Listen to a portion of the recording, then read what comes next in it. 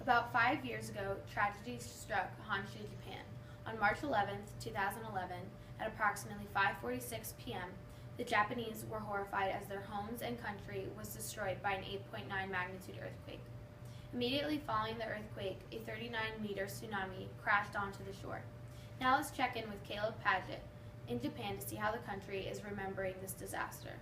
Before we talk about it, let's show some footage of the event.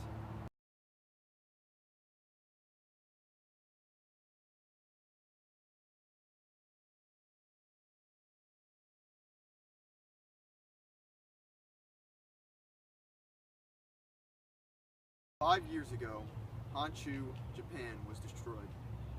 Over 500,000 buildings, homes, and structures were damaged. The damage of towns, roads, transportation, and telecommunications contributed to the $200 trillion of the damage. The most alarming effect was a level 7 nuclear meltdown at the Fukushima Daiichi nuclear power plant. Between the earthquake and tsunami, there was over 15,891 deaths and more than 2,500 people were missing. Thank you for that information. Now to our geological expert, Dustin Harbold, to explain exactly what happened that horrifying day.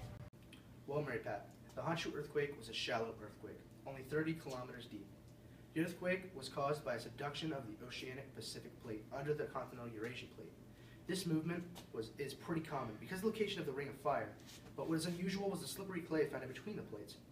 This clay is what caused the plates to have such a drastic shift. This earthquake was so significant because it was the largest in Japan and the fourth largest recorded earthquake since the 1900s. The earthquake caused massive waves, as high as about 39 meters. The power of this earthquake was equivalent to 480 million pounds of TNT, and was so powerful it shifted the Earth on its axis and shortened the length of the day by one microsecond. The earthquake will certainly be one to remember for years to come. Thank you, Dustin. Now to our other geological expert, Alex Ramsey.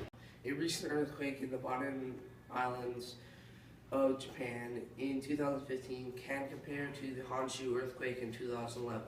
The Bonin earthquake was a 7.8 magnitude and had a focal depth of 678 kilometers, which is much deeper than the 30 kilometers depth of Honshu. The damage of the Bonin earthquake was nothing compared to the thousands of homes destroyed in Honshu. The Bonin Island left only about 400 homes without power. The Bonin earthquake wasn't powerful enough to cause a tsunami or any significant damage. Both occurred on the southeastern coast of the island or just off the coast. Another earthquake was the Vanuatu earthquake on September 3rd, 2011.